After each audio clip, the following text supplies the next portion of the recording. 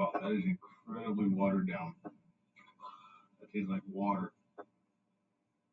Like, did I even change out the coffee cup, man? Whoa, that's that's really watered down.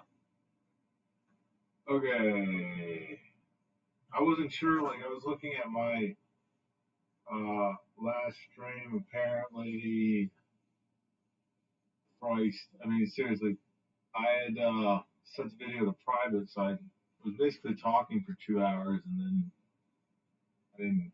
Kind of sucks. So anyway,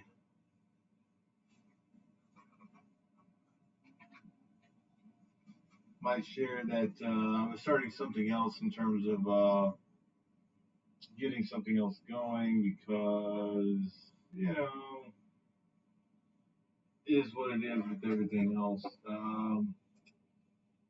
My problem is that the screen brightness is burning a hole in my face, so I'm going to try and adjust that in the meantime.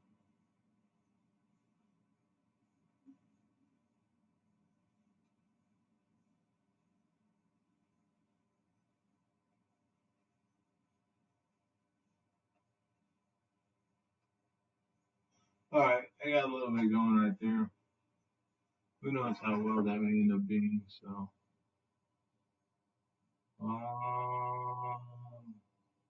let's see. Make sure I got my everything else muted. So, I'm looking at the actual page through something else so that at least, getting all this started is not going to be super difficult because I've got two screens that I'm looking at. One kind of gives a sort of like a superlative or a zoomed in version of what's going on. And then I'm assuming that's what's being shown, but what I'm looking at is different. So,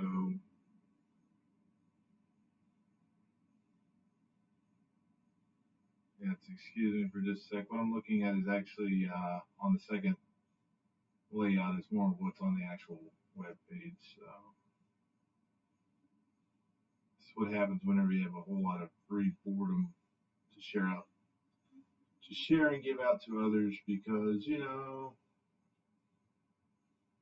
sometimes you just got to go through the motions. Give me just one second. I think I'm going to make one more adjustment.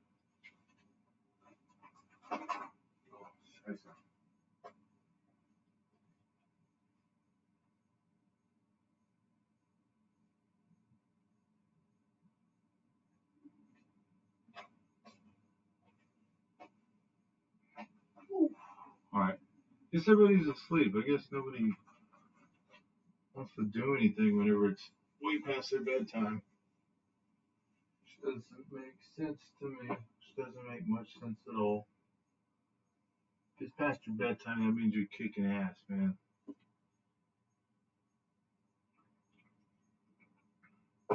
All right.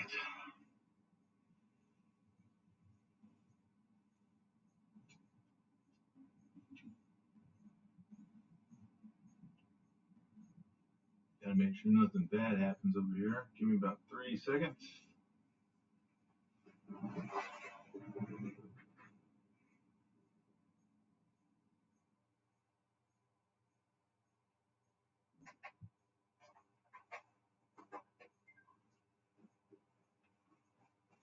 All right. It's always good to have a lot of time to evaluate. And since I had completed roughly, I don't know, I guess about 3.5 years of Russian, I really burned through it because you should know me. I'm motivated. Um, just hadn't really had much time to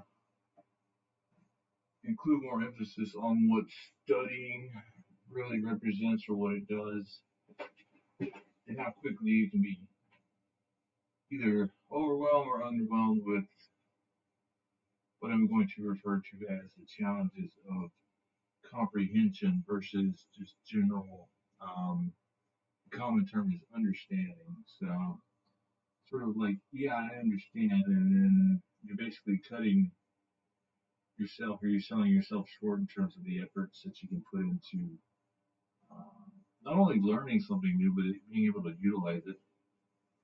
Sort of like the way that people become philosophical or get into debates, even though uh, the second language is not necessarily true. It's super easy to do. It's requires effort. So, um,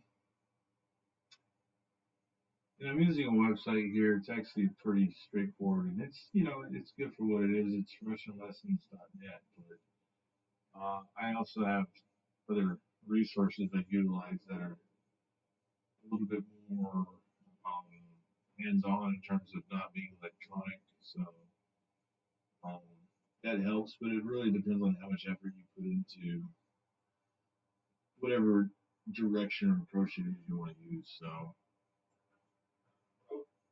squeezy,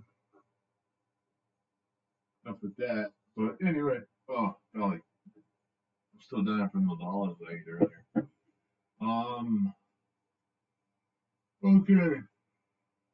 Oh, I know I put this. Russian is not a very difficult language in terms of just grasping it.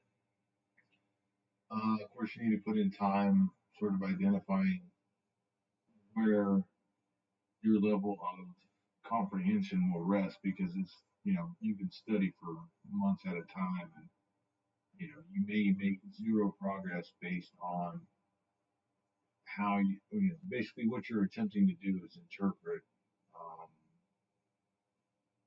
where your presence is going to be. So whatever. Just be making two videos in just a few hours time. I guess I'm really bored. So, and I really don't want to work on my Harley right now because whatever. Okay, let me see. Oh, the most difficult part about learning a second language or Russian is that most people will forget um, some of the simplest of terms, sort of not highlighted, what it means for something to be plural, plurality, more than one. You can't get any less straightforward than that. And I don't mean to downplay, such and so that it just becomes, well, I mean, I guess, and then, that's all you look for, you're going to confuse yourself because when it comes to conjugation of Slavic languages, it's not so much whether or not you recognize what you're saying, it's whether or not what you're saying has been effectively revealed. And so uh, the more insight you have, the more creative the actual statements become, because you are uh, level with the intonation that as you speak, where or what it will represent. And so, okay, let me see.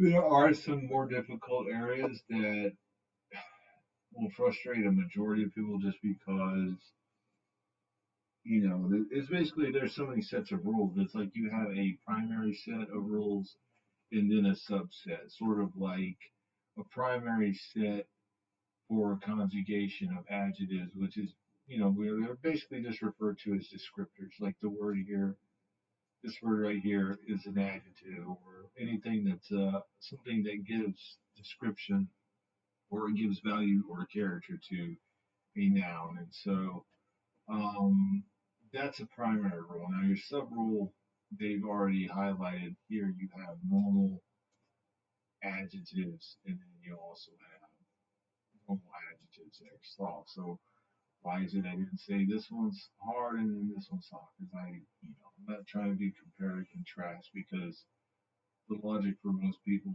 would be to commit to that, and then once it comes to actual conjugation, they lose step of their presence because they come into disagreement where with this language you must conjugate the nouns, you must conjugate the adjectives, you must conjugate with special spelling rules for letters that are nouns, letters within the nouns that end in 5, 7, or 8 letters. And so that will reflect and inflect a type of or series in a set of confusion that gives a premise to what would be, in most cases, as you look at this prepositional OM, do you think prepositional, that sort of placement of anything? And let me pull that up real quick. Give me just a second. And I'm not really trying to jump around to confuse anybody. It's just more or less you have, but they don't actually specify right here, but you actually have difficulty in allowing your psyche to recognize what are essential values of action. And it's not so much like, hey, what do you mean? It's more like, okay, what I've noticed for a lot of situations, and it's simple. I mean, it's like 3 rules that keep anyone from being confused are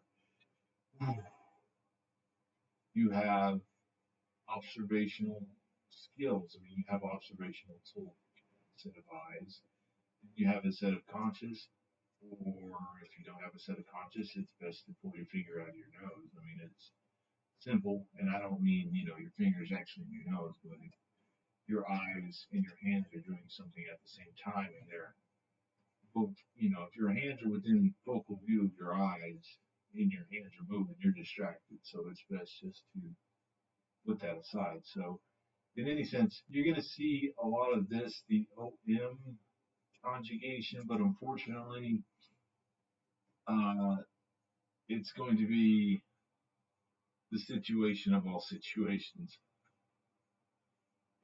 Essentially, the OM is an actual, it's more of an instrumental type utilization that I've noticed while Russian is being spoken. And in that, I mean, you could have people, like if you were to say Gavarit, basically to speak, but if you were to conjugate that and say that while I was speaking, um,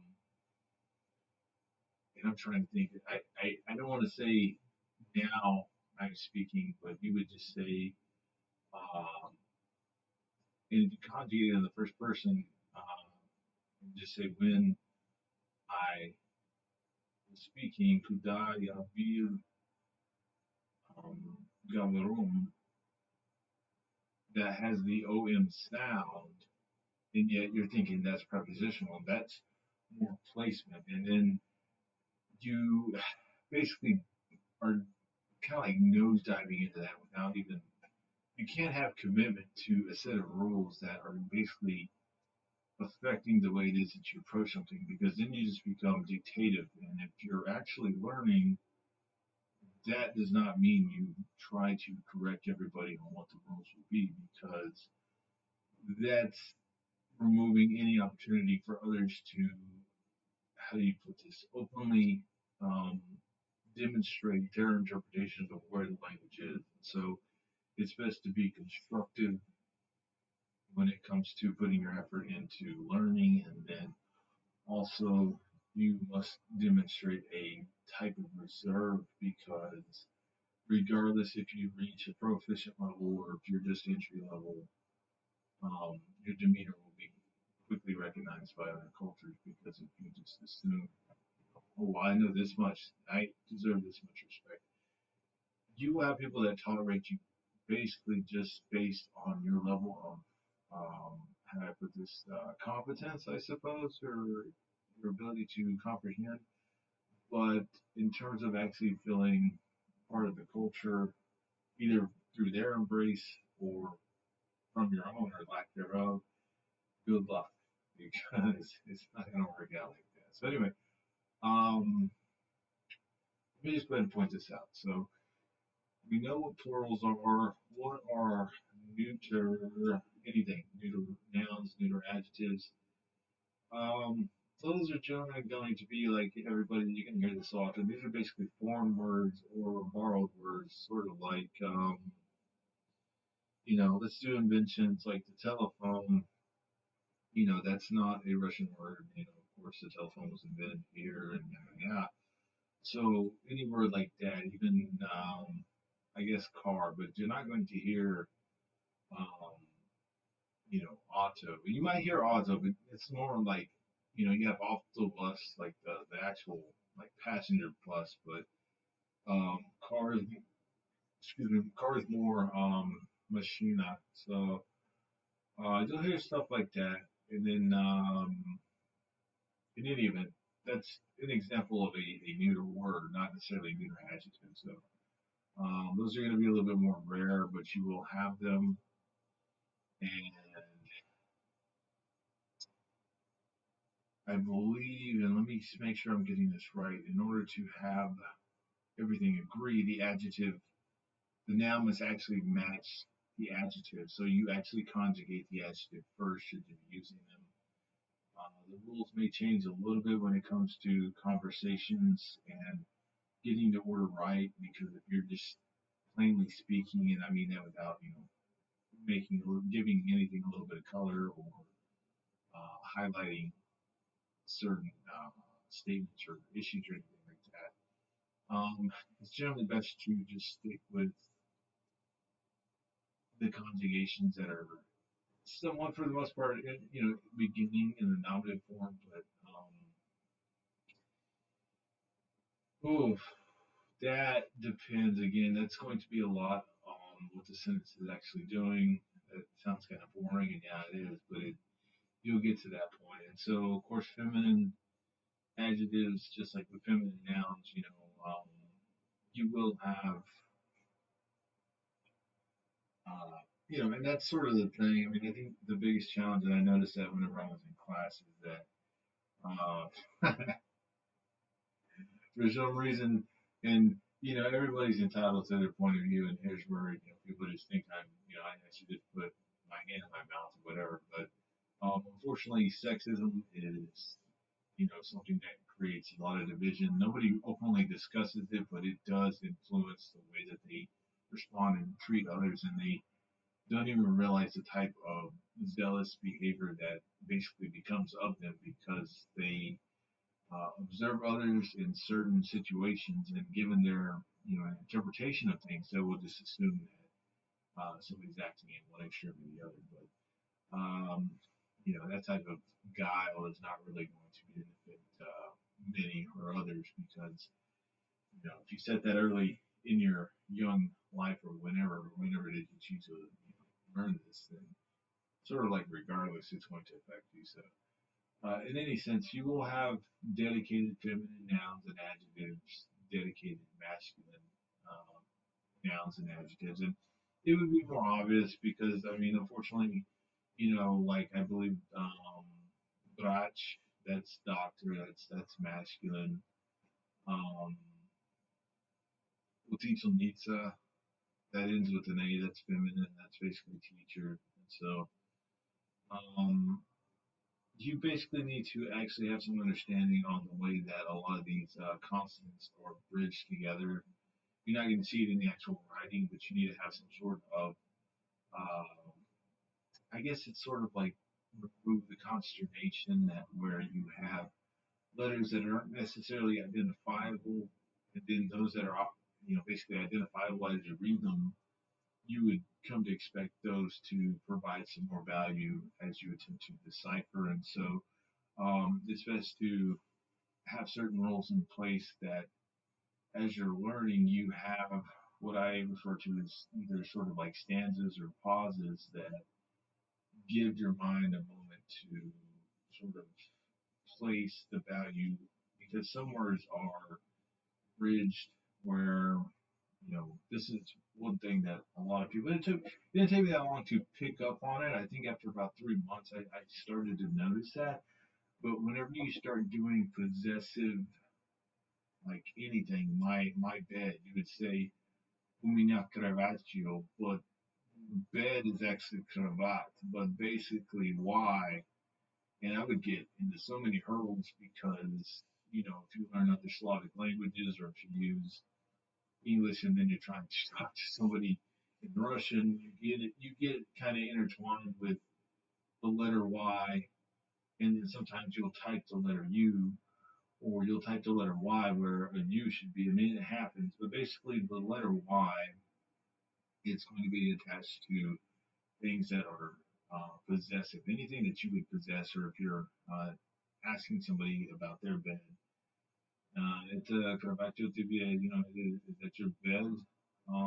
So it's best to pay attention to that early. The why is going to be if it's at the end of the letter, end of the noun, it more than likely is possessive of something for somebody. So that's not too hard. So in any sense, let me see. Uh, hard adjectives, I guess the ones that end basically just end in these letters. And so hold on, this is just substitute we or oi or e, and everybody's like, what does that mean? What does that mean? You have to have some sort of recognition for the alphabet too, because and I can't call everything out.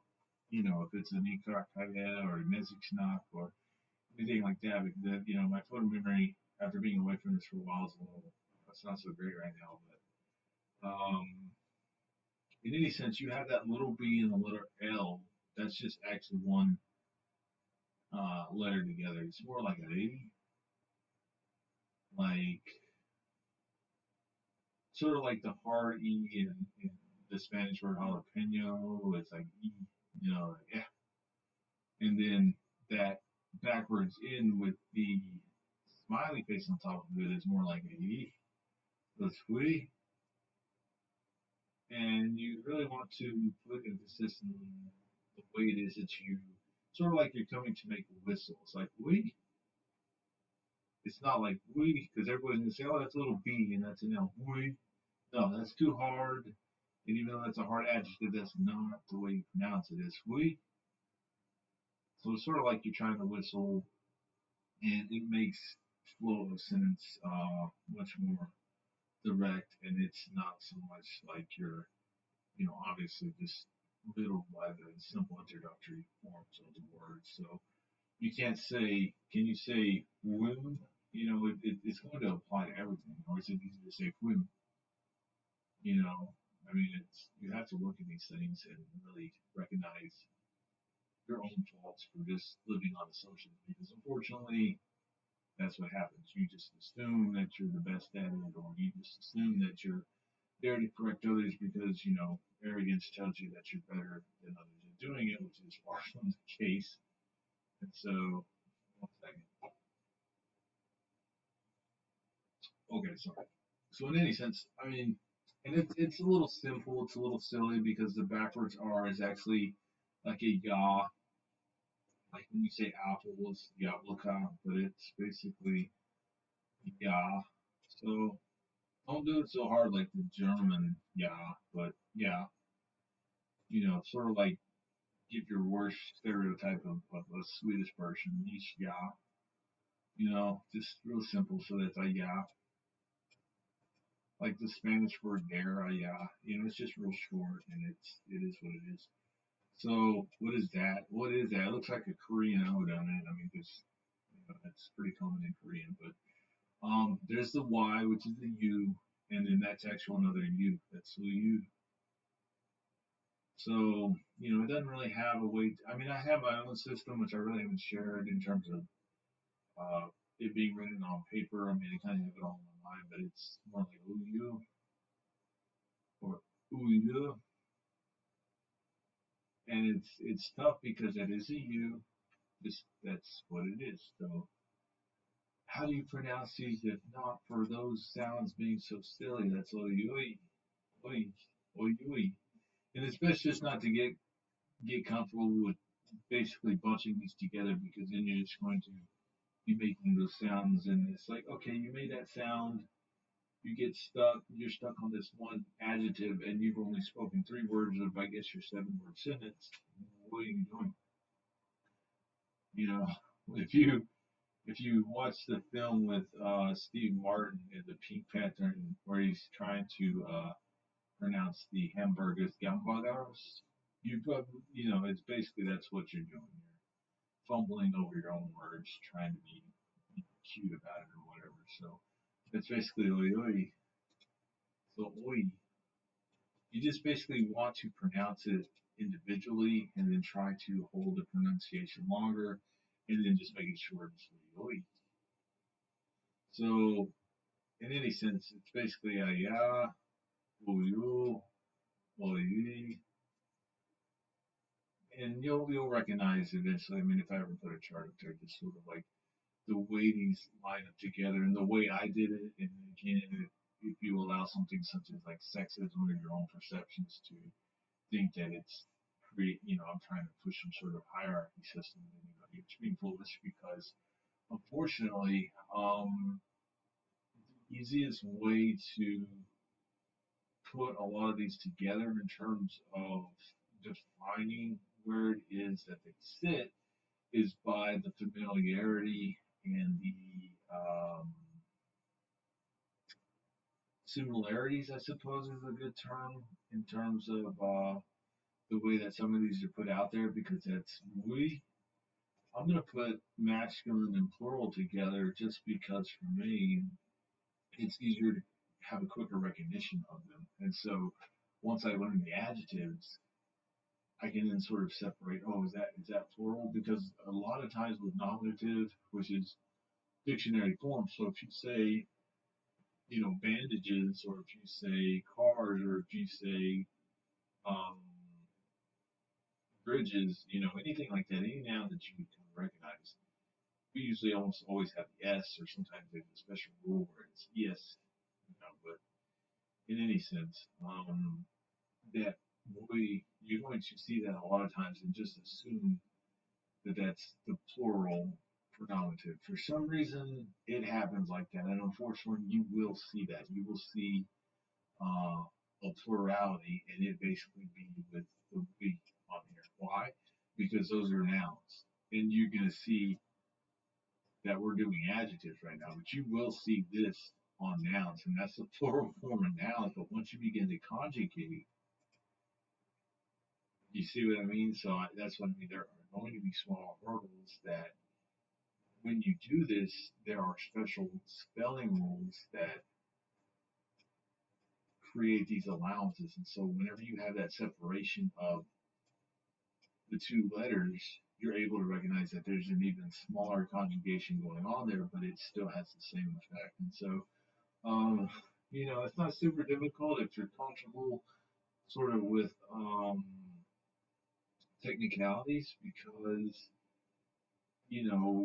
Russian language, and I'm not trying to diminutize anything that they do, but it's sort of like a slow evolving language for those that are not as capable. And I'm not speaking of Russian people, but I mean for those learning it that are not as capable of initially grasping the sense of what it is that they state, because um, basically the anything that you state, the energy that it would have, you may actually be more emphatic than you realize speaking in Russian because of basically their intonations. And so you could be, an energetic person without, as we're commonly, you know, exposed to, and that's basically the perception that you have to be cheery and bright and all smiles in order to be happy. I mean, it's sort of like a misconception in terms of the way, communications are basically prevalent in other societies. So, best to take note to create space for that. Otherwise, you're going to be selling yourself short. And so, it's best, because a lot of people do lose confidence initially. I mean, I know that happens a lot with Spanish, so it's like, it happens. And um, I think the biggest part with Spanish, this is from just my personal perspective, just because, it's in relation to me, but I think that like a lot of people have already diminutized or set too many stereotypes of Mexican culture or anything like that in Spanish culture, and so they naturally assume that because of the way that they have such a low grading system for either the culture or the language, and then they run into the difficulty of speaking the language. It's sort of like you know that subconscious realization, and you don't want it to hit your conscience that for all those things you put out there, you know, from your ego, that they can't match whatever it was that you were claiming. And so, the biggest thing is just avoiding the silliness of just, petty childish ignorances. And so, anyway, that's adjectives. And oh, let me see. We have, these are hard adjectives. These are just the general, the soft.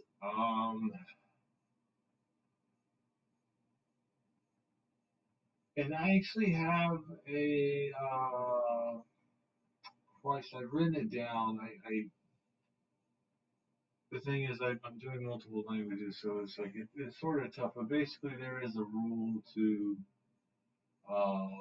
which this stands, and it's more or less that there are certain endings that have hard sounds, sort of like, let me see, I don't think I'm gonna find it in here. Let me jump pages real quick. Hold on. I'll find it. I will find it, man. I will find it. Let me see. Maybe this one. I mean, this one would have something like that. So anyway, just names. Hold on a second. Um, I know I will find it, but it's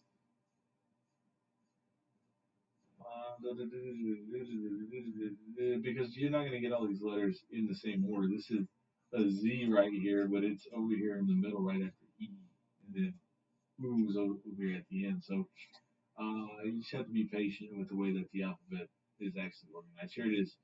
Um,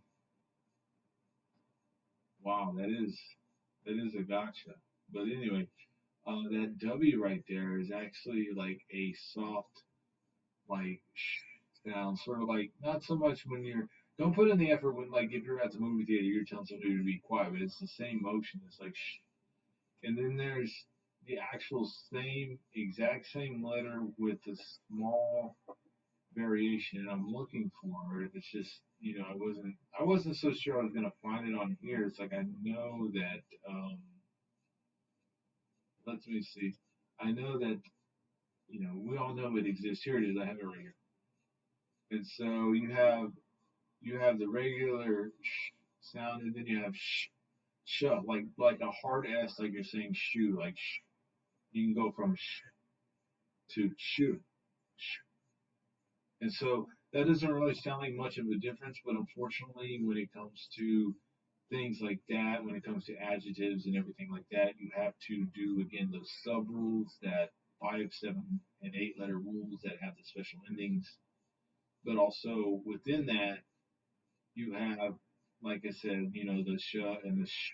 And don't worry about where my mouse is right now, but it's sort of like the sh and sh, the soft S or the soft sh, and then the hard sh. And those that go on onto the ends of these words, sort of like, and you would know, but basically this right here, this Y, the oo, it's just oo, and then this is the actual hard opposite. Oh, and it's not showing up. No, it's on the screen. Sorry. And everything's good, but that's a oo, and that's the u, and then that's a oo. Sort of like if you were to kind of like put in half speed, whenever you say ooh, like an astonishment, ooh, but just ooh. And so it's not so much like immediately identifiable because it's like I don't really feel like I'm putting in much effort to do that. That's not true. And that's basically one of the hard endings that's going to create that special spelling rule. Sort of like you have ah and ya.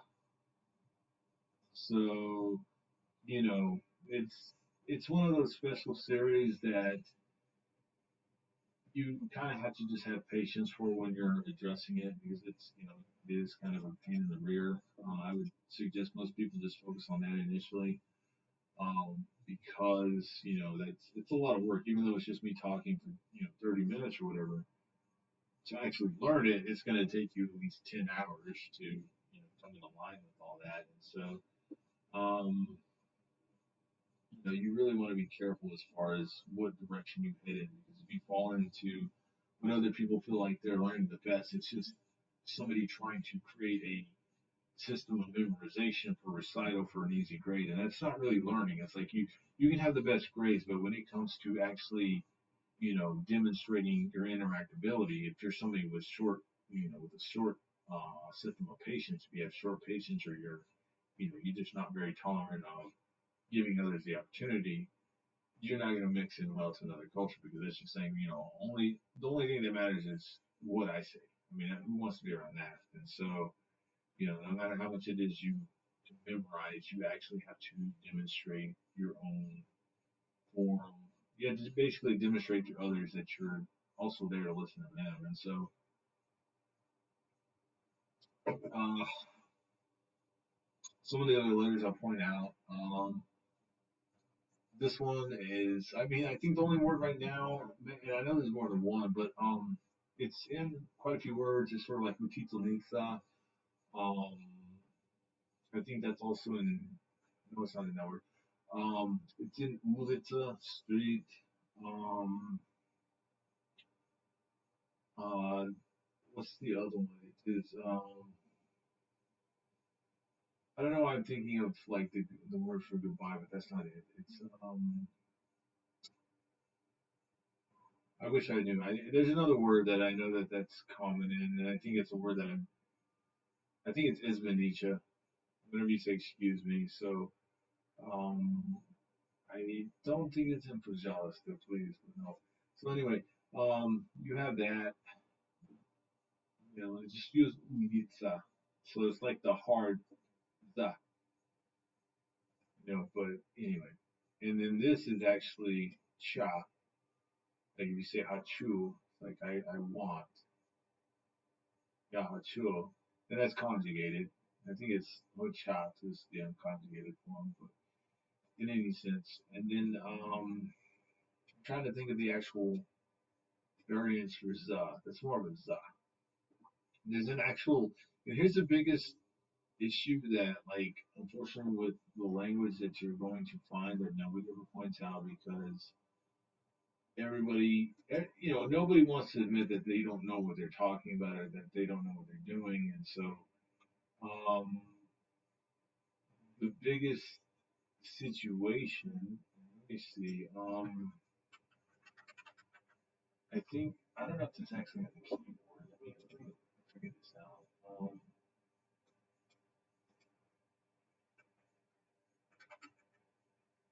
Sorry, let me pull this up. Sometimes it takes a second, because maybe I'm lazy, maybe not. No, it's not gonna have it on there. Sorry. There's a keyboard, but it's like I need the actual physical keyboard for it. But um, maybe here it is. Here we go. Here we go. Okay, let me see. Shift actually, yeah, shift might change a little bit of those, but not much. You actually have three forms of the letter E. You actually have, I believe, six sounds for the letter E, and like two of those sounds. And this keyboard is not the same. Here's the biggest issue that I have. None of my keyboards match. The keyboard on my phone doesn't match the keyboard on the actual mnemonic one I use on the computer, and vice versa. Like if I have a pad or anything like that. So anyway, here's the biggest issue. You have, where is it? Where is it? You have E. Is it not? Oh, oh, nope. I just typed it in for where it's right next to M, but it's not working. Uh, wow. Type by, it's not letting me type. Let me type. So I'm clicking it, it's not doing anything. So let me bring the screen down a little bit, because I'm looking right now and it's not really showing on that. Let me make sure it's showing. One sec.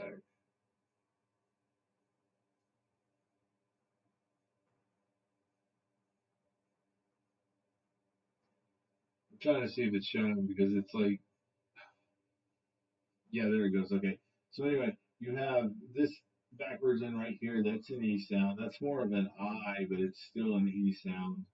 You have this E sound, and then you have two other letters that one's going to be for the word eto, eta, this, and this one's more of a za, you know? So you have quite a few situations that arise from the way it is that a lot of these letters have a relation. So conjugation is just part of the game, and it's not super complicated, but it can be. And this right here, this yo, this E with the two little, they look like German umlaute. So anyway, um, it's more like for a conjugation for direct pronouns like him, her, but also it can be used for some of the more pre-reform, which have happened like after I guess the fall of the USSR, but it was more or less like the very late 80s, early 90s. That also actually no, it was actually in the early 70s and then mid 80s whenever they reformed the language a little bit, because I think in the 1960s there were some issues and concerns in terms of the complexity of the language, just because there were so many other letters. I think at one time the German, not the German, the Russian alphabet had like 35 letters, and so it's like, we only have 26 in the American English, so it's like it was put there in order to reduce the amount of confusion that it created, because um, it's just like having a lot of spelling rules, or if you've ever looked at like something like Polish, I mean, you would know. So they have a lot of special rules, sort of like how we have um, some pluralities, but they won't necessarily have an apostrophe s if they're already plural. Like if you say the buses tires, you would still spell buses busses, but then you would just put an apostrophe at the end of the s, so the buses. It doesn't really change in sound per se, but there are plenty of words that actually have that special rule for conjugation that you're not going to immediately recognize, without, either the change in sound or from your familiarity with grammar and knowing how to spell correctly, um, where that sets. And so it's sort of, it almost like ties into the way you have like, I guess it's onomatopoeia. Words that sound the same but aren't the same. Sort of like you can say the word plane and it could be plane, plane, like the plane you fly. It could be a plane like, you know, um, a plane in field of geometry or math, or you can have plane like it's ordinary, which is spelled the same way as a plane, such as like the geographical layout, like, a plane like a small field or anything like that, or just, anything that you look on. And so you'll get that a lot. It's not easy to necessarily grasp in terms of the rules that are set, but it's not like super complicated. It's just more about having patience for defining what and how each conversation becomes built. And so, oh, it is not super difficult to learn the conjugations. Oh, I don't really want to get into that too much. That's not, that takes forever. I mean, I can talk about it super quick, but it's not super easy to initially learn, just because I don't know if there's anything here I can actually read that would actually make a difference, because um, Crime and Punishment is a good book. I'm still only about halfway through that because of everything that just comes up. So let's do this. Let's look at verbs of motion real quick, and then look at how those compare to the adjectives. You even have the conjugations. I guess that's great, but I mean that's the biggest part. It's like, what does this mean? What does that mean? I just see all these lines and letters, and it's like best to not overdo the beginning of anything. Oh,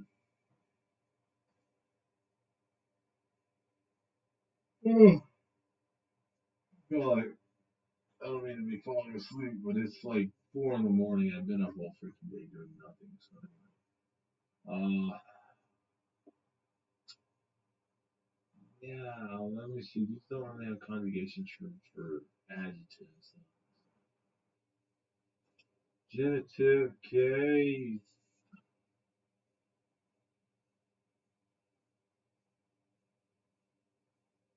All right, that one's pretty straightforward. Possessive.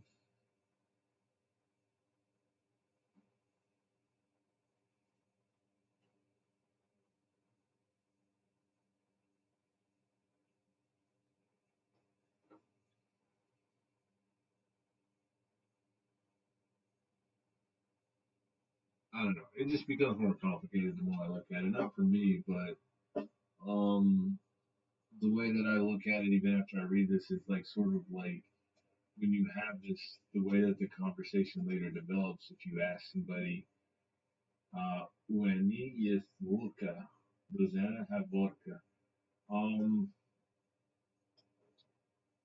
it's gonna be like, well, I don't know what that means, and so it's like that's not me. I'm just saying that that's what you commonly get. It's like the immediate, um, I don't know what that means. And sort of like whenever you have that kind of attitude, you're not going to get very far. And a lot of people will have that attitude, so it's like you have to basically learn to anticipate the laziness. I'll just call it laziness, the laziness of others, because um, when it comes to being able to sort of like put together where it is that you want to be with the language, you have to have some type of, I guess, conscious when it comes to getting through silly stuff.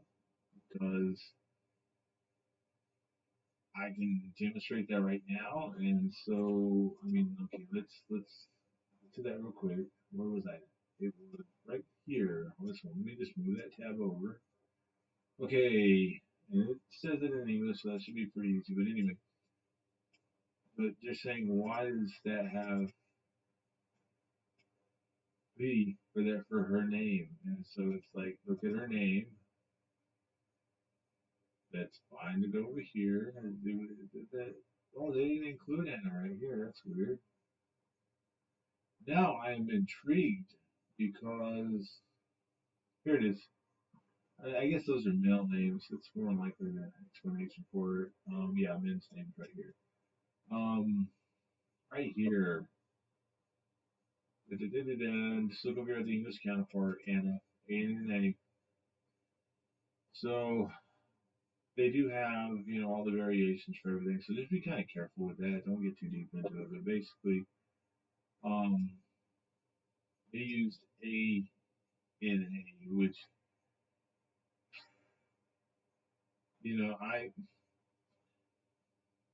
I don't know. I mean, that's kind of tough because what we're looking at over here is what? A and N. And so there's really no way to look at that and say, hey, well, there's no A with, there's no N with two N's over here. But just pretend there's another A right there. It would just be A, N, and A. So in any sense, just, use the extra N in there. And so the next thing to do, because it's going to tell you genitive, and just think of genitive sort of like, and I don't, this isn't about being sexist or anything, but just think of genitive as gender wise. Like if you're this or that, what identifies you? If you're, let's just be real basic in general. I don't want to go into the politics of, whatever it is you identify as. Just stick to whatever it was we have been initially shown. If you make a decision for something else later, that is not my argument or an argument to be had here. You get it in the comfort of your own home or wherever, just whatever. So anyway, if you're a male, um, genitive, let's just say gender, you want something to be masculine. If you're feminine, um, for the most part, it's going to be for the females. And then neuter nouns, of course, sort of like, you're not, if you can't, if you're not really trying to identify the sex of, like, let's say an animal, the dog, the cat, unless you know it intimately, you're just going to generalize it. So, I mean, that's generally what neuters are for. But in any sense, again, it's sort of like you want to have, and it doesn't have an adjective in front of it, so you really aren't going to be given the adjective noun agreement. So strictly, since you're just talking about, two nouns, a person, person, place, or thing, person, and the thing, vodka, and then the question, and then of course the letter Y, which is who, the possessive. But in any sense, you have this rule right here, and it says for to show possessive, even though it's a question, her name Anna ends with an A. This has already been conjugated. I got to point that out. All that's already been conjugated. I'm just basically making the case for it. A and an A, you replace that A with we. So what they've done is replace the A with we. Yes is it has double meaning. It depends on how you conjugate it or conjugate the nouns and the verbs around it. But basically, yes is just imagine saying the word yeast, but removing the letter A at the very last second, right after you the yes. So in any sense, that could either be eat, like I ate, got eaten, or to have. In any sense, possessive Anna, and it's been conjugated to match the case. We yes, vodka. So now, but here is the other situation with that because vodka, I believe that's a masculine, right? Do we need to find? Do we need to use some sort of tool to identify its definition because it ends with an A? Is there anything over here that would be switched over to an A? It's but vodka, the way it's spelled, does not end with the letter O. It's not vodka. So where is it you actually find a way to identify that? Again, you have to have some sort of familiarity. A lot of times the trouble is you must actually, and for me, the way that I learned to do it is by learning all the neuter and feminine nouns and adjectives first, because they're only about 10 to 15% of the actual vocabulary.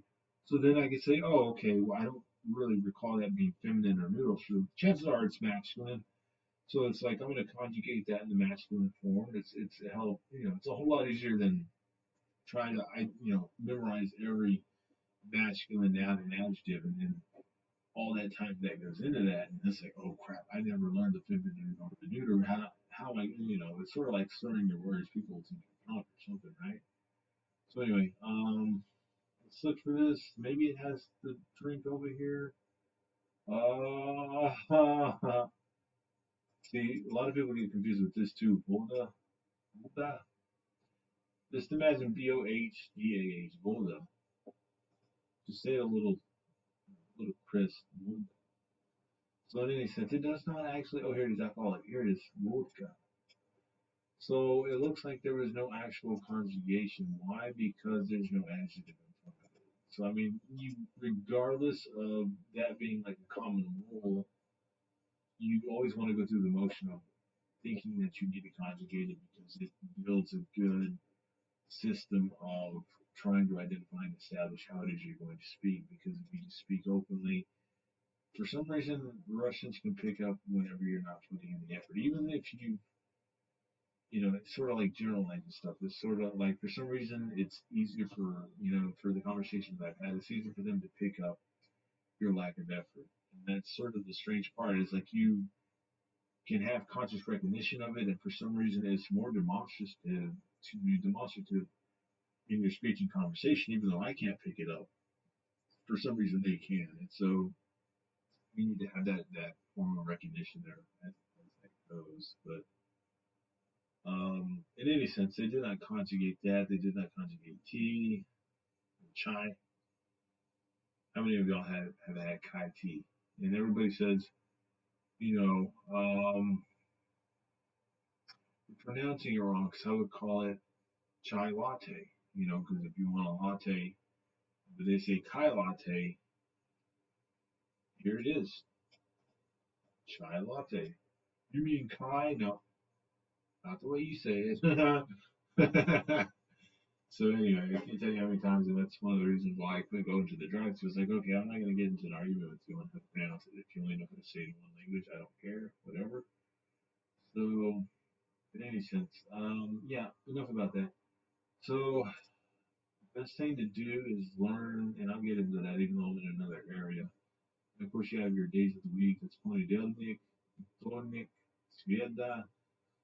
This is one of the funny words that most people don't ever pick up on. That's Chetvir, Chetiri, number four. Let me show you, let me show you, let me show you, let me show you. Where are the numbers? Where are the numbers?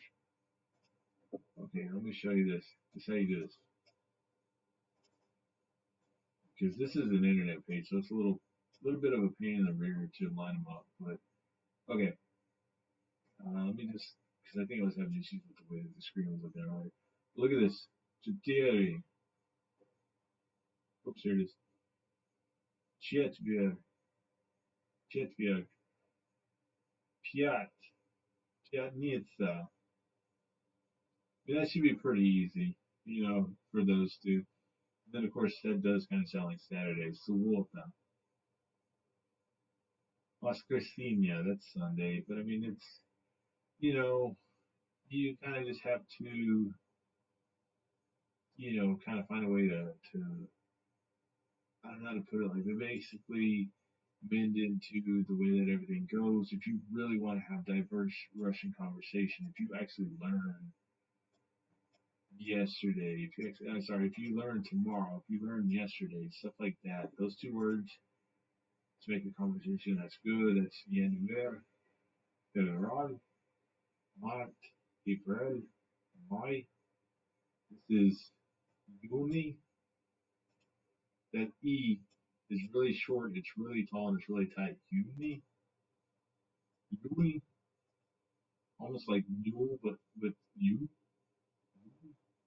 This is kind of funny. Listen to this. August. That letter B is an actual B. August. And September is September. September. And then this one is October. October. A little short, it's a little tall. Sounds like it's Swedish almost. If it's just do it. October. October. It's not like super difficult. It's just, um,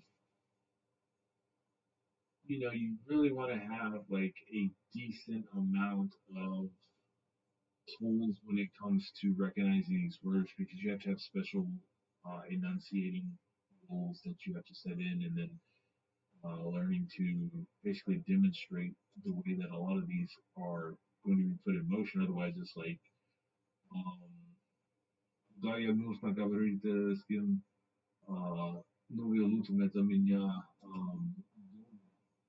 да, я Victoria, вы меня университете. You kind of have to just like put together, sort of like a placement of what you're doing and what you're saying because conversations can either be very long or very short depending on like your level of comprehension. Generally, the shorter they are, the better chance you have of like maintaining um, a friendship just because it's sort of like you don't want to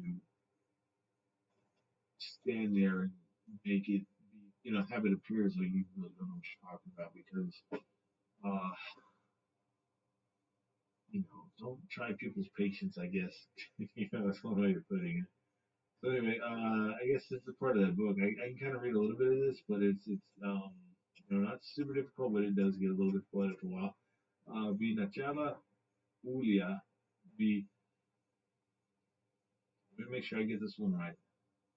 Через звичайно жаркое время от вечера один молодой человек вышел из своей коморки, которую нанимал от жильцов the this one says kind of a pause.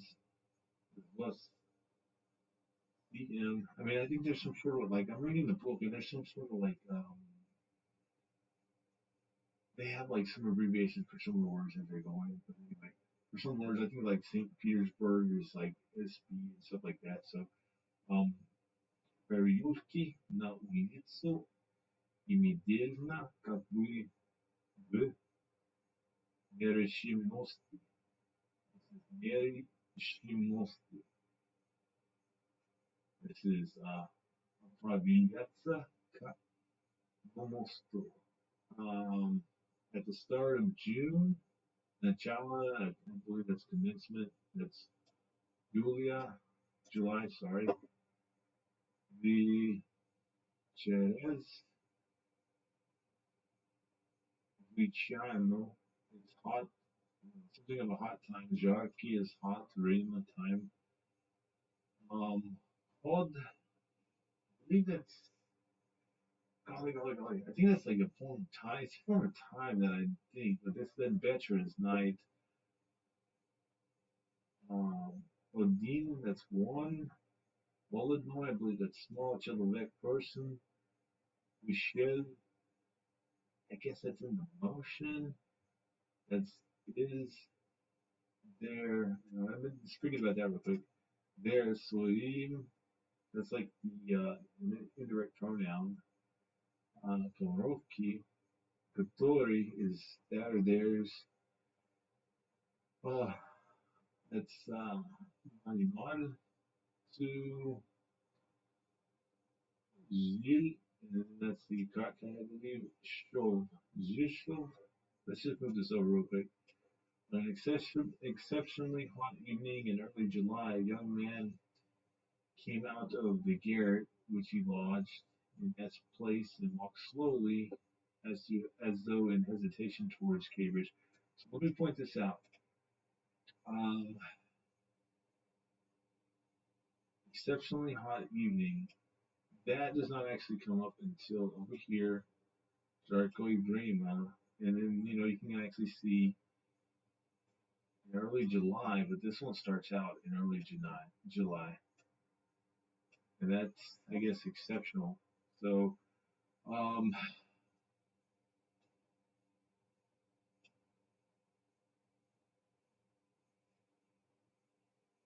you also have Old Betchera. So Betcher is night, but pause would be just right before, so that's going to be evening. And then Odin, that's one. Molodoi Chelovek, Molodoi. I guess, I mean, I'm using like the diminutive form of Mala, just, sort of like small. Because if you say Chelovek, that's person. But if you say like a little person, but you've conjugated it, I guess, that the do you call it associative conjugation would be young because Chelobek would be like middle aged in those times. Most people wouldn't have passed 50, sort of like here. It is it's sort of like came from, or this is where they were, or actually just think of it like that is technically where they were, but it's not going to say that. It is just hold on to that, and then from there, this is Swayom, it's possessive. Uh, Kemeroki.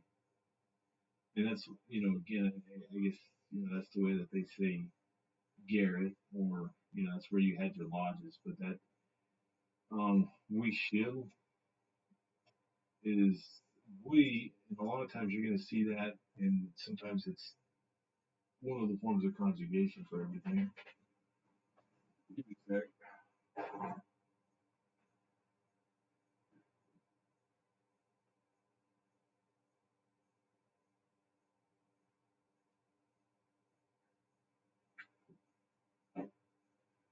It's all right. Okay, so anyway, um, trying to keep this thought of motion going, but I've got like noise going on in the background. It's like 4 in the morning. Um, that's a form of motion. I wish I could explain it better, but I got super distracted. So anyway, Um,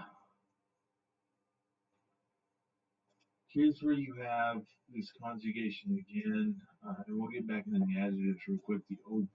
So let me set this aside right here real quick. Where are our...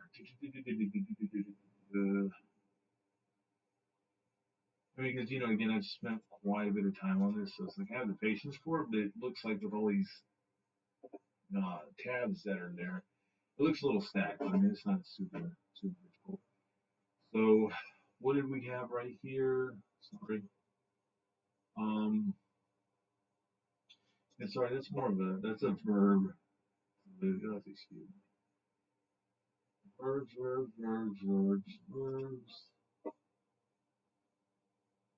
Something here. Oh, golly, it's not going to do that. I'm basically trying to find a way to rationalize this because Jeet, here's the problem. Let me show you.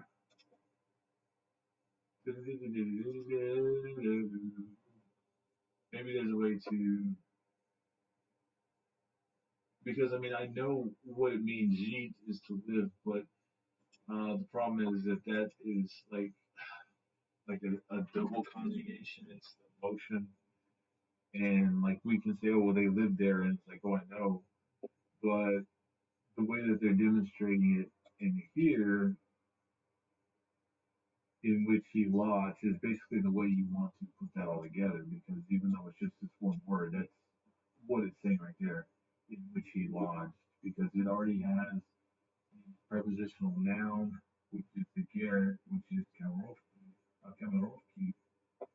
Katorial is the conjugation that of theirs, Katori, without the conjugation uyu, and then the u is possessive. And then you're thinking like, how do you conjugate sort of like the questions that like kind of like how we have the five W's, the who, what, when, where, and how. And so it's like, yeah, I can't really say that there's a way to like define it. I can look, but I'll probably spend more time trying to figure out just where it is I can place that, other than just saying that um, it just is what it is. So anyway, so let's look at this. Live. I've typed it in there. Live. Jeet. Jeet. It's a hard Z. Anyway, Jeet. So you have the past tense, and then this little Mezixnak, I believe it is. There's Ikrakaya, there's Mezixnak. I think that's Ikrakaya, the little B. It basically makes the consonant before it, the L right there. It looks like almost like a halfway asleep P or something like that. So anyway, it makes that like a sharp, soft ending instead of like just yet. So because if you don't have that there, that's basically what you're saying. But if you say jitsu, jitsu, jitsu, jitsu, you have to say it a few times to really get a feel for it. But it's not super difficult. So anyway, I don't know if they'll actually have the past tense of it. Let me type in. I'll show you.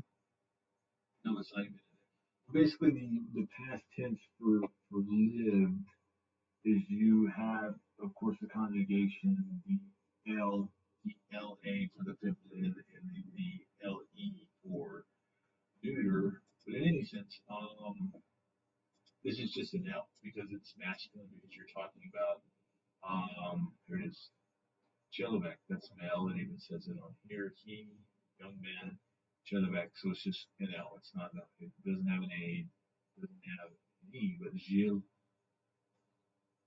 Chauve. And so where does that come into motion? The OV. And so again, that's still live. That's still a verb. And how do you get to that motion? Sometimes it's just like trial and error. It's like, well, the O V. What does that mean? And then you start seeing all these other things, and it just kind of it can get overwhelming. So, like, the easiest thing to do, and this is what I do, because for me, it removes some of the doubt. Why? Because it's like a shortcut cheat list. That's what makes it fun. You have the OV, and like I said, like and I'm saying OV like sorry, it's OV, but it's basically V is the V sound. Oof, the OV sound. I just say OV, even though it's OV, whatever. So where do you have OV on any of these demonstrative adjectives? Prepositional. Well, because he lived there. I mean, see, even though I basically say it's instrumental because it's to me it's something that's in motion. If you use an instrument, say you play the trumpet, you're putting things in motion. Even though technically, yeah, it's prepositional, you have to basically have ways to define an action and then put that action the way you conjugate it into motion. So it's like it's not super difficult. It's just basically, you know, basically just being careful on what you observe. And see here's Uitsu, but let me show you. Oops, sorry, it does not have that many E's. Anyway, so here's Uitsa. This one ends with an A. Why? Because that is, if you play by the rules, that's a dictionary form nominative because we use Russian dictionary. That's nominative. Everything by the dictionary is nominative. So in any sense, why does it have that in there? Because that's where they're at with the Y, the U. That's where they're going. Now when it's you're going through the street, just think of through. Na is a direction of travel, or sort of like you're doing this na and no, and unfortunately na again can also mean but. But the way that this is being put in prepositional form should be able to recognize that. Yeah. Okay. Medlina. So let's look again. I don't know if I really want to define that. It's a lot of defining. It's just it gets very tedious because that's like I mean you can maybe just type in like the slower the non conjugated because slowly as it is here is already it's sort of like a conjugation. It's sort of like something can be slow, something can be slower, something can be the slowest, or something can be moving slowly, depending on the stance or wherever it is that you place your perspective or how it is you choose to value and define it. So, in any sense, middling. But with this question, it's an adjective that we must conjugate.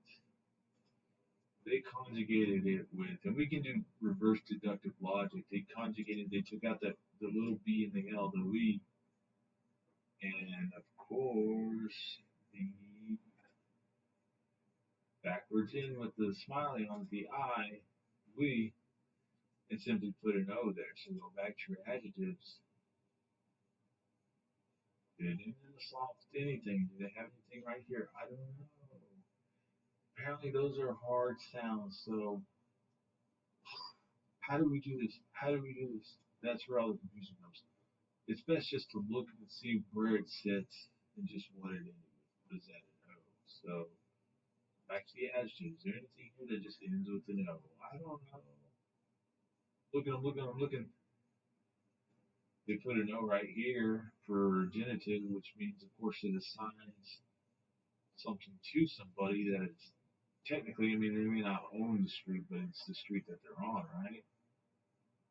So it's sort of like again, it's about building identity to all of the cases because you have quite a few. You have genitive, you have a dative. What is dative? Let's find out. Dative gives you a direct object, a direct action, the object of the action, and then who is affected by such. And so even though that's pretty direct, you will find challenges because unfortunately, like the way that the Russian conversation, the way that the Russian language tends to mend the dynamic of his conversation or the undertone is to have multiple responses that are going to have inferences of sort of like it's saying instead of saying their name, and again, I don't want to get too deep into this because whenever you study to the point that you have no issue reading this and going back over it, um, at the same time I'm already thinking in my mind, it's like, yeah, I can read that, and if I see it in Russian, that's fine. But then, what's going to happen after that? You're going to say he or him, her or them, and their action, and so it's like it can kind of get pretty deep when it comes to getting into all that. So it's best just to kind of like keep an open eye and just be patient with it. But anyway, um, hopefully all that stuff came up. This screen is a little um cut over, so it's a little troubling. It's a little tough to really sort through it all. But anyway, I see that the screen is cutting over again. So yeah, I won't get too deep into this. I mean, this book is like it's not a joke. I mean, this is just a short outfit, dude. That's not the entire book. This is barely part one, chapter one, and this is an internet page. I mean, it's quite a bit. So I mean, it's out for the page. Oh. So anyway, let's do this. Он благополучил избегнул. Oops, sorry. Who's big Nepal?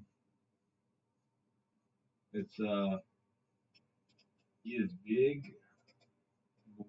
Excuse me. And that's basically I'm just the way this is the way that I conjugate because it's kind of tough to try and sound this out and at the same time read it. And it's like for me, it's like a oh my gosh, I don't know how to put it. Like I'm trying to learn verbs again right now. I really haven't worked on reading forever, but that's вышки си свои Jackie. I mean, so Jackie is some sort of family relation. I don't know, landlady. Yeah, it's relation to that person. So, not Lechino. Um, Komarovka, его, приходилось, oh, sorry, приходилось, приходилось по саму кровели Высокову. That's, I'm sorry, I'm a little tedious about stuff like that, that little highlighting of that open space. So that's Pjatiznovo. It's Pjat. I just carried the T over, but Pot is Teznovo. Дома или Поладела. Поладела более на шкаф, чем на кровать. Перу кровать, кровать Инрания, где Жанка его, и который он нанимал. That sounds a little weird, but that's нанимал эту комаровку с обедом и прислугой.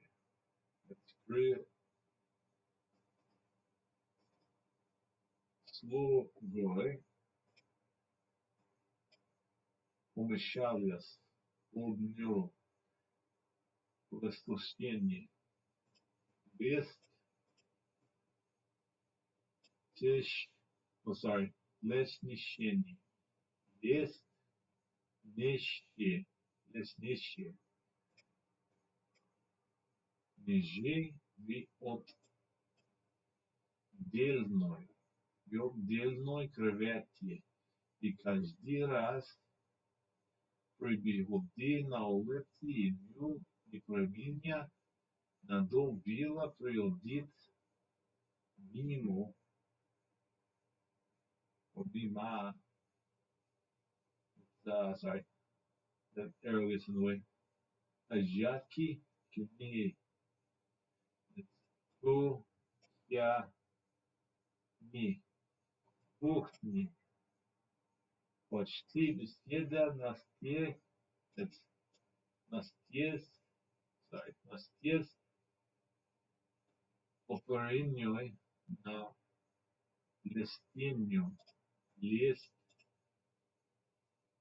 лесничу. И каждый раз молодой человек, приходя мимо, and this one's a little, it is what it is. Tourist, it's true. Remember, that's a V, the next one. Есть tourist подвал. Какой-то болезненный и трусливый.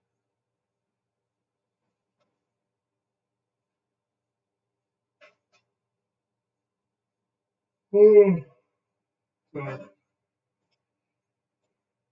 that's true. Sorry, remember the T's in there too. Трусливый. Ушащение которого, that's still Katori, but it's been conjugated. And I'll show you that real quick before I finish all this sentence. Let me just point this out. OVO, conjugation. OE, conjugation. EE, conjugation. OE, conjugation. Kakoi instead of kak or kakaya. OE, conjugation. Possessive, right here. OE, conjugation. And how do I know this? Because again, I've done a lot of this studying, and it's like it's best to learn verbs after a while. But basically, you need to recognize the way that a lot of these have become conjugated. The OE, yeah, OU, OE. But again, just focus on the OE. You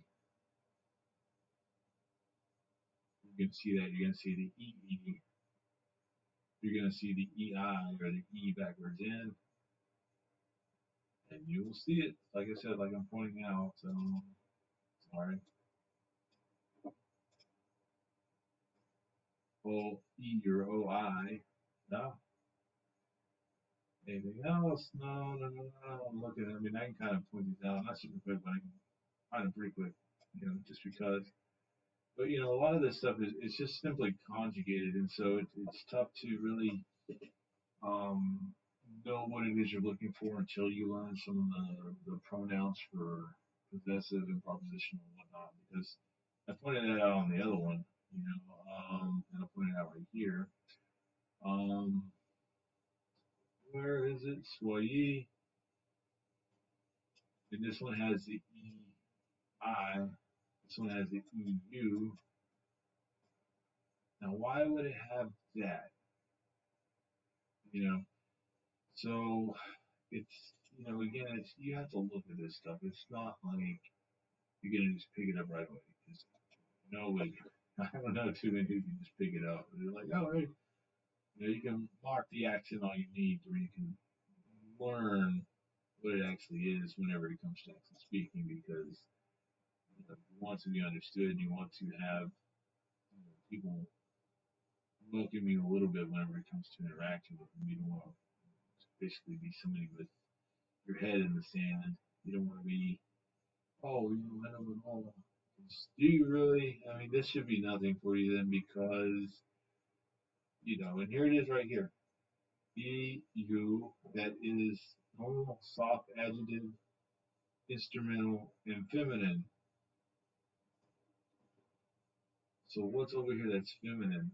Oh, the landlady is soyoi, and I pointed that out, was Jakoi. Now, and also again, I mean, it's not like super. Golly, where'd he go? It's not like super complicated to get all this stuff going in motion. And Someone's going to show it. Where's it at? It's the second version. Boys, yeah. That's a 9. Boys, yika. So what happened here? It has everything except for the OY. Why is it conjugated like that? And so the general rule of thumb again is I always use the adjective form of conjugation because it's just a quick reference and it saves a hell of a lot of time trying to get to the point. So in any way, O I, right? O I or O backwards. I just say O I. Looking for the O I. Am I really gonna find it right away? Probably not, unless you start with just the normal language. O I. I don't see it. I don't see it. I don't see it. I don't see it. Oh, there it is. It's not only an instrumental, but it's also a prepositional. Oh, but wait, it's also in genitive. But what is genitive? Oh, so here's the weird part. Like, you basically conjugated a feminine word, and what did you do? You use it in genitive case. But how does that agree with there? Soyoi. Hmm. And here is the funny part. You can actually do two things. Oh, it's a little tough because it's like finding the right way to do identify this is not so much like, oh, well, I can just look over here. You have to do two things that are never fun. First, you gotta look at pronouns.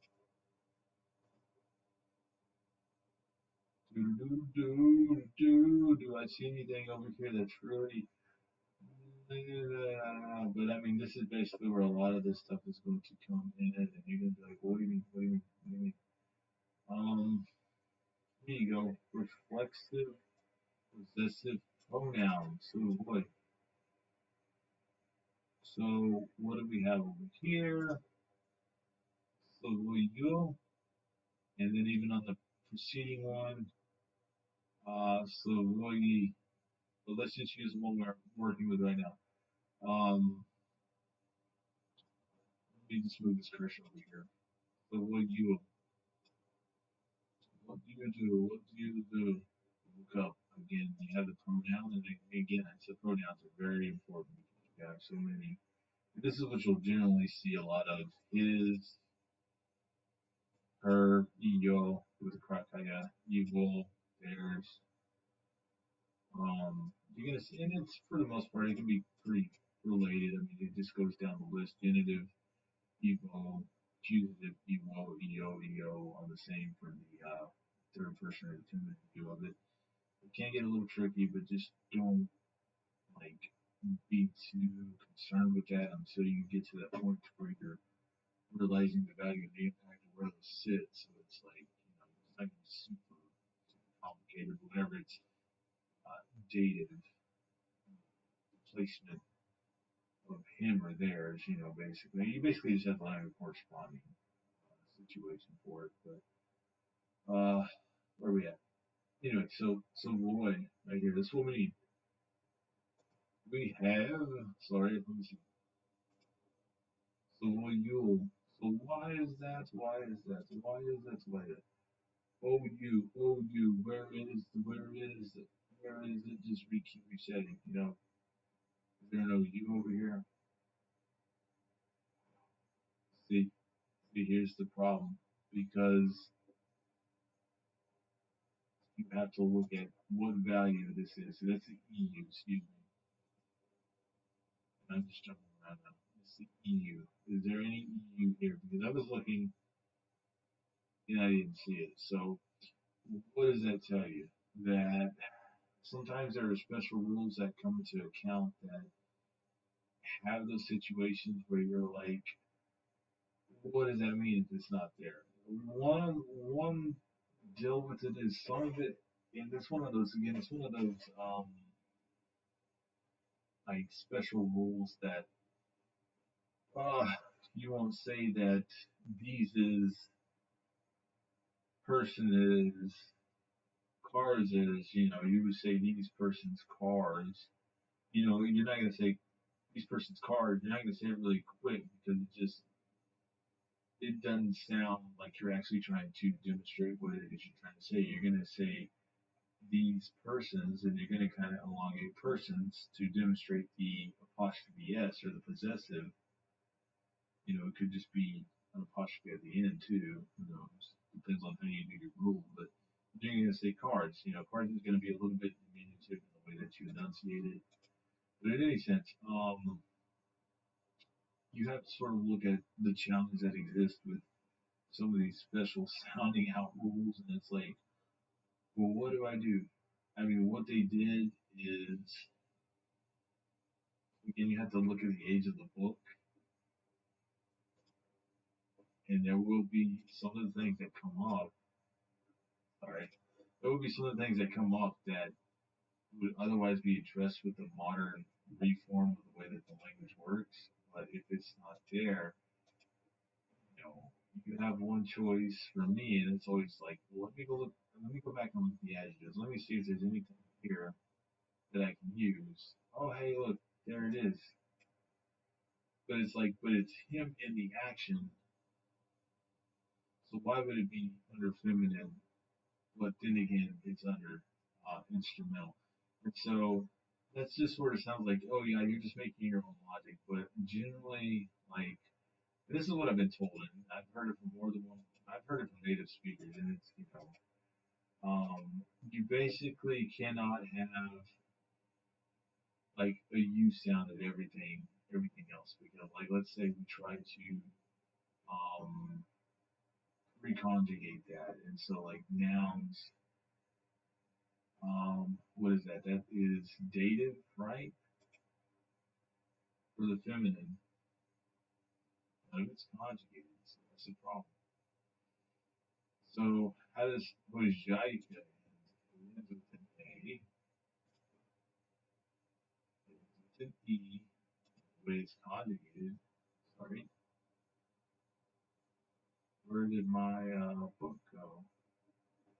Oh, sorry, that I think it took me back. Sorry. Let me go back to the book. It ends with an E. Where are we at? We were defining this one. This one goes OY, and that simply ends with an E. So here's the problem.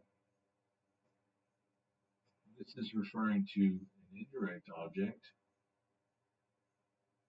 So how do you address it? Oh, you see what I mean? There are a lot of there's a whole bunch of special rules that unless you can recognize the need to like really define the way that the language is spoken, you're not going to get a lot of help because it's basically being able to actually define what's actually occurring. And so, what does this say? If it ends with an A, then you do a U, but what was actually there?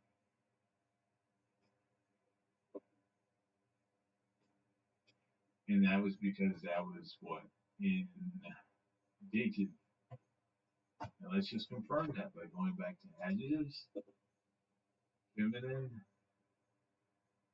But oh, see, it's also in dated, genitive, and instrumental. So you actually need to be able to identify the way that a sentence is phrased because the statement for anything as you conjugate it, it has to have some sort of or form of value that allows you to sort of like remove sort of how do you put this like the action in the way that you can observe it. So oh,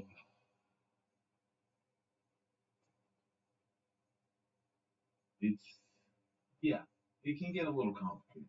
That's all I'm gonna say. That like that's the biggest problem is like most people just assume that you can make the sound, then you made the word, and then you're speaking a sentence. But let me let me finish this. And that's when you really actually enter a state of like complex thought, trying to decipher and discern basically have like your own system of enunciative conjugation without like overlooking word placement in sentences, because again, this form of um, writing is a lot of it, it's just like third person perspective as you're observing stuff. And so if you can't discern the differences between general conversation, what you're shown as an introductory, and then being able to read like literary works, works of art, obviously, that um, require a little bit more of an insight, like anybody who reads poetry, then you're not going to last very long. You're not going to get very far in terms of being able to decipher your own presence in the language that you created. So, in any sense, let's get past all of that, because I'll go ahead and point this out, and we'll just move and finish this paragraph, and I think that's good for me. But anyway, this is cook me. But let me just point this out. Cook me out.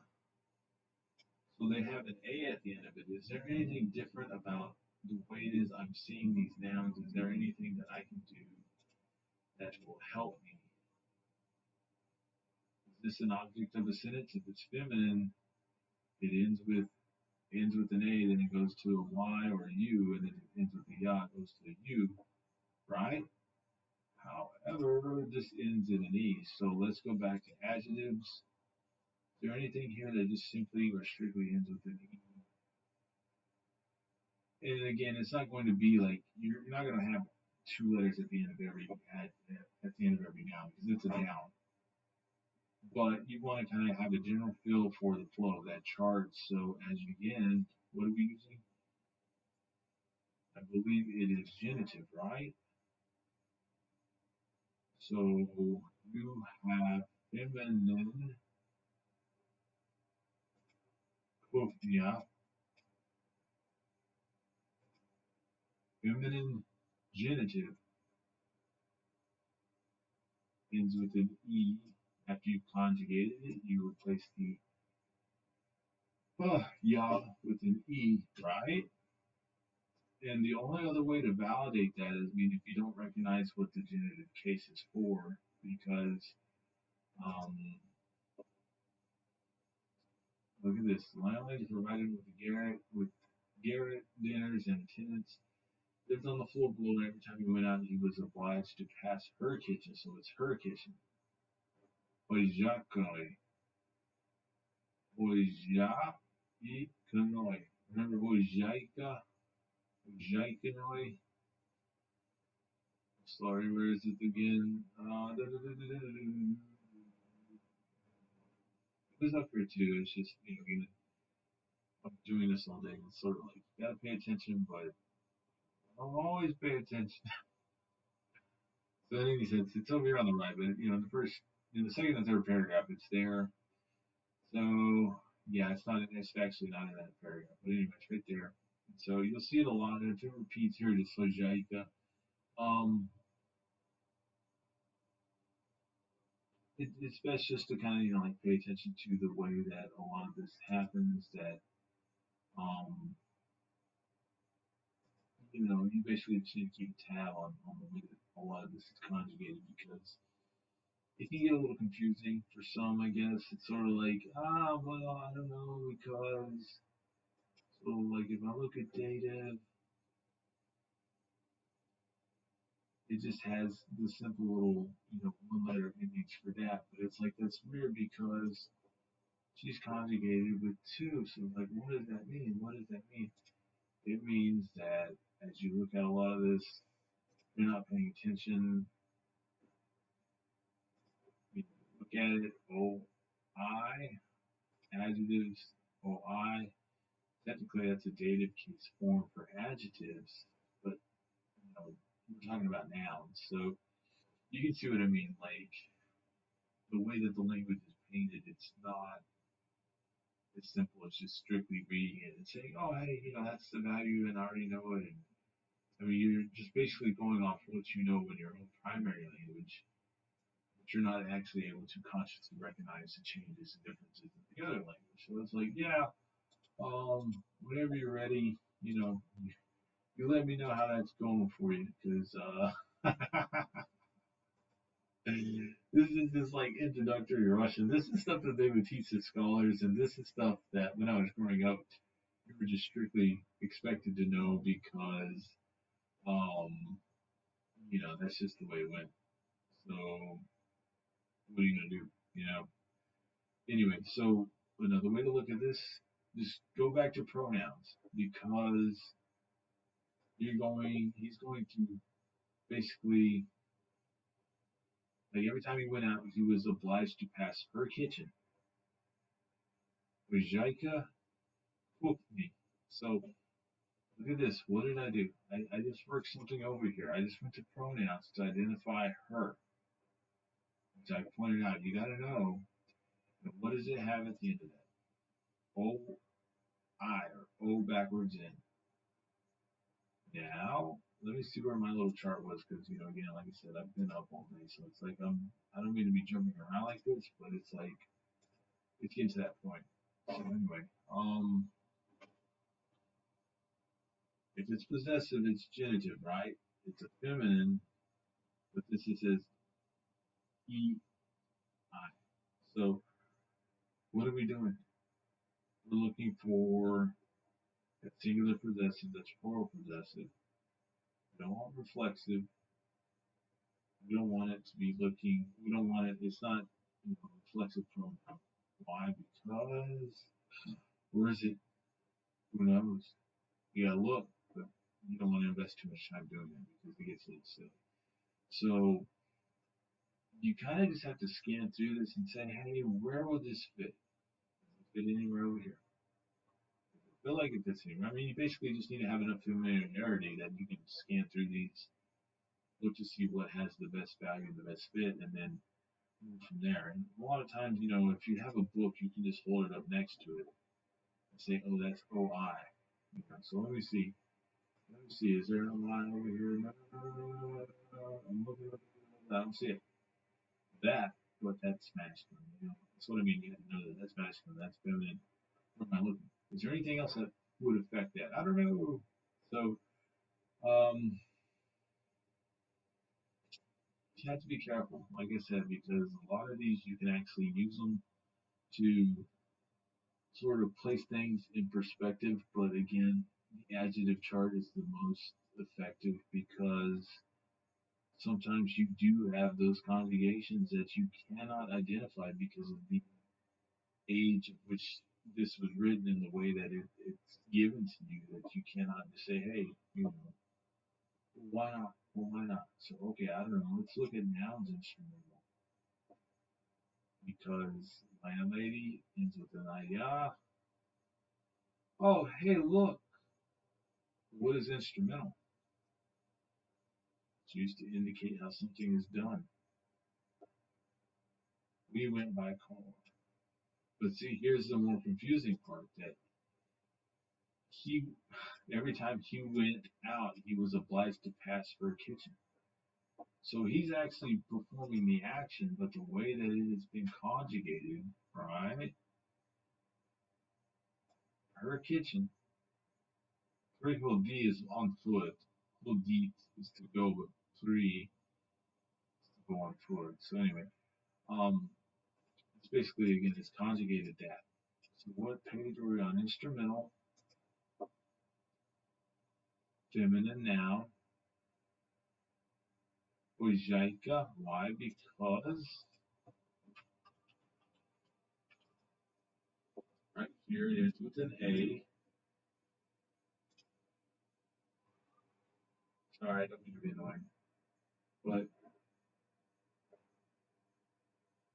it's sort of like, well, what do you mean? Why are you using instrumental? Because he's doing the actual action. And so it's sort of like the way that you define the words. It's technically as the action is performed by this character, for some reason, what she has, what's in her possession, her kitchen, is also it's a technicality where it's in use. Like it would not be her kitchen if she didn't use it. But that's one of those read between the line type definitive moments. So like you always like there's it's not so much they're changing rules whenever it comes to learning Russian or speaking Russian. It's just basically you basically have to be patient and understand that the way that a lot of these things are inflected is going to be dependent on the form of literature that you're reading. Because a lot of the Russian that you speak for beginners is just straightforward and yet you can identify it.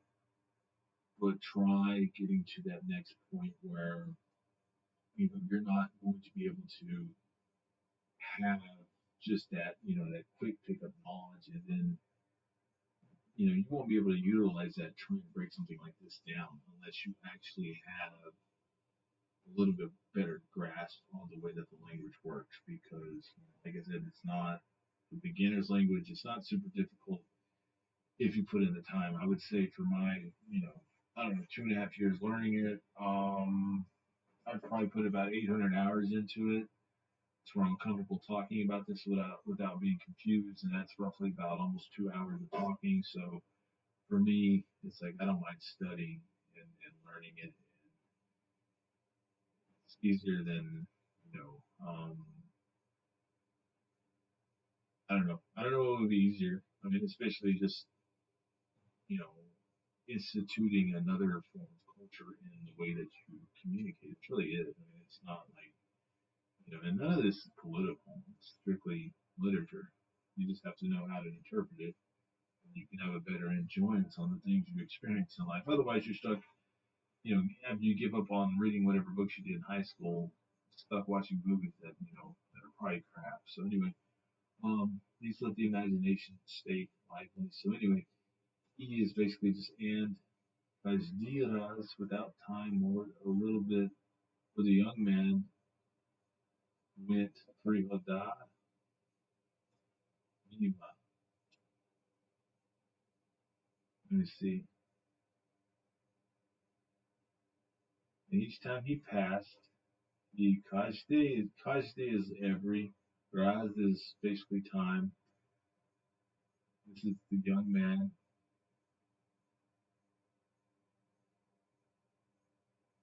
I'm just trying to think of like what minimas, and I'm not gonna look it up right now. But I mean, it's just this is festival. I usually like fully enunciate the T whenever I say that, but that's chu and then u, chu, and then viest, voivod, voi, or just voivod, but it's going to have that hard cha and then u and then vest, chu, vestival, какой-то, sorry, какой-то болезненный, боль, болезненной, болезненной и трусливой, трусливой, трусливой, ощущение, которого стыдались, стыд, стыд, делия, стыдился и от которого морщился. Он был должен прыгнуть Женька и увлекся из нее устрельствия. That's way. I keep saying we, but устрель, устрет, устрет и устрельствия. You basically have to kind of bridge some of these vowels because if you don't, it's just going to sound really kind of bricky. So like sometimes it'll sound like some of the other like the even though it's just an eh. it basically softens some of the harder consonants like the T's. So that's Ustretzlistia. You just have to have a little bit of imagination while you're doing it. I'm gonna cut this off, dude. I'm done with this. I'm gonna take a break.